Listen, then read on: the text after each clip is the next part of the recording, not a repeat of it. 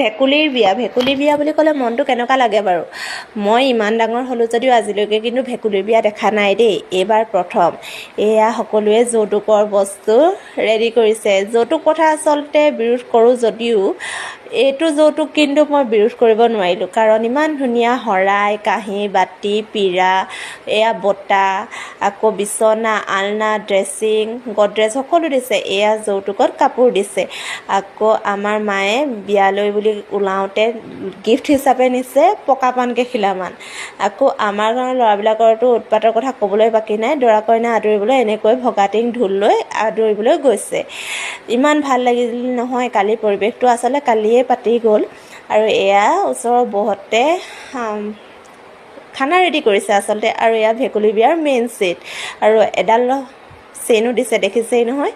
আকৌ এইপিনে ভেকুলীক গা ধুৱাবলৈ দুটা কলহ নহয় আচলতে টেকেলিত পানী আনিছে দদাইদেউ আৰু ককাই। আৰু এয়া ভেকুলী কইনা, এয়া বন্ধুৱেক, আৰু ইপিনে আছে দৰা। বাকী মই লাইভ ভিডিঅ' অলপ মই শ্বেয়াৰ কৰিছোঁ, আপোনালোকে চাব পাৰে পৰম্পৰাখিনি। এয়া পানী তুলিবলৈ যোৱাৰ অকণমান দৃশ্যহে মই আচলতে ভিডিঅ' কৰি থৈছিলোঁ। আৰু খানাত ওলাইছিলে ঘুগুনিকণ কিন্তু টেষ্টি হৈছিলে দেই।